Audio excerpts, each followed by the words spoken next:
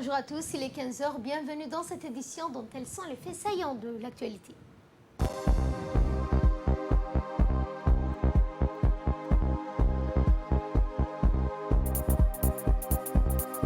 Aujourd'hui au port de Tadjoura, situé au nord du pays.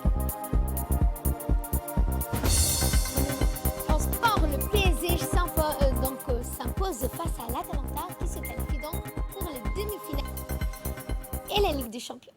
Bonjour à tous. Le président de la région somalienne du Puntland à la tête d'une forte délégation ont effectué une visite des différentes structures et installations du port de Tadjoura.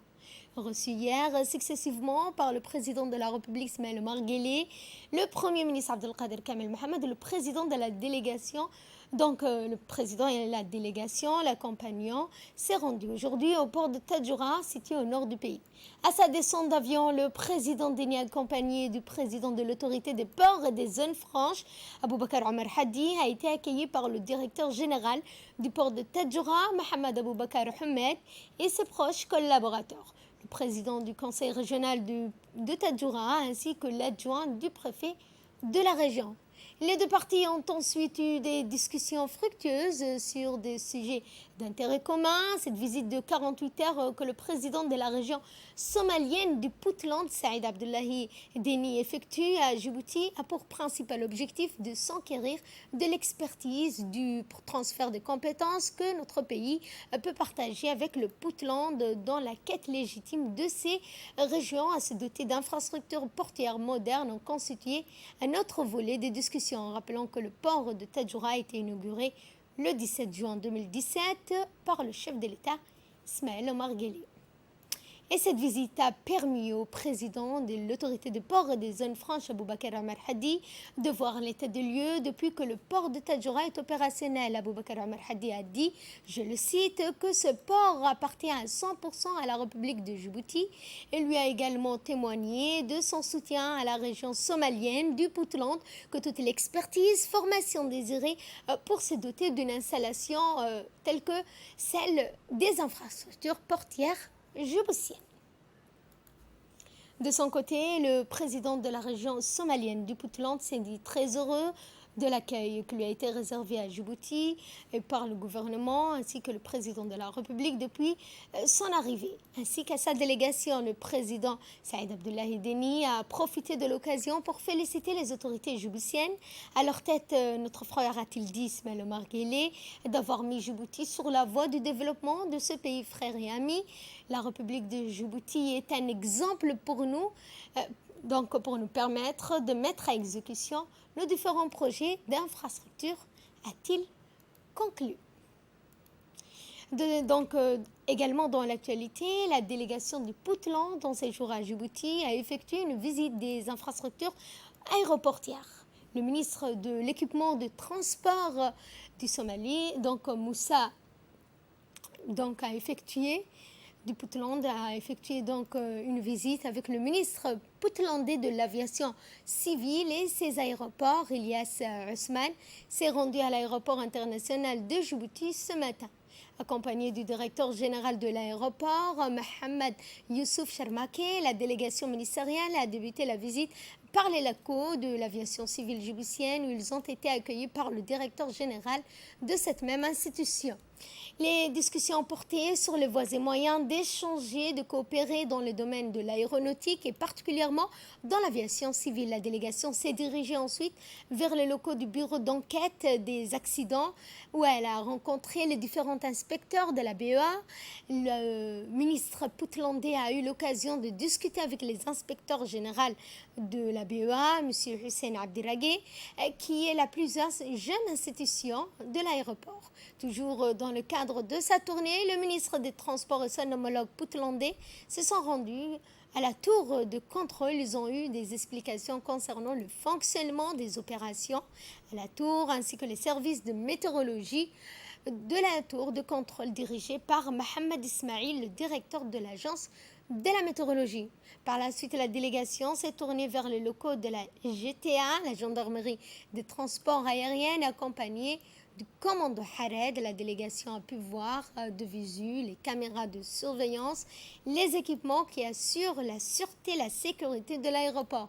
Enfin, la visite s'est clôturée par le crochet au département Fred de la compagnie Air Djibouti. Le directeur général d'Air Djibouti, Abdurrahman, n'a pas manqué donc d'exposer à la délégation les capacités techniques aéroportuaires de son institution et a souhaité une bonne coopération dans le domaine de l'aéroportuaire avec le gouvernement puntlandais dans le domaine de l'aéronautique.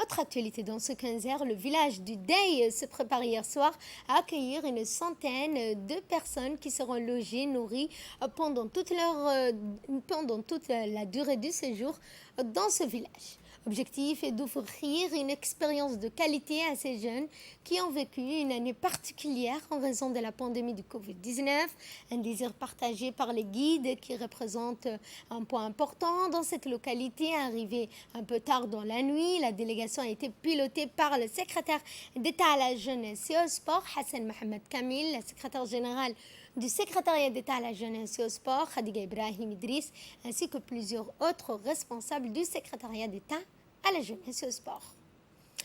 Dans le cadre du programme de développement du foot dans les régions de l'intérieur, la Fédération djiboutienne de football à Djibouti a déployé depuis samedi 8 août une importante délégation conduite par le vice-président de la Fédération djiboutienne de football et président de la Ligue régionale, Mohamed Roufa Mohamed, et ses instructeurs experts locaux pour octroyer un important lot d'équipements sportifs aux participants suivis d'une formation d'entraîneurs d'arbitrage à une quarantaine de jeunes de Dikil. Entre autres, cette formation des techniciens, la délégation donc de la Fédération djiboutienne de foot a procédé lors de la journée du 11 à 16 heures au lancement officiel du championnat régional de Dikil qui regroupe plus d'une douzaine d'équipes de foot issues de la ville de Dikil.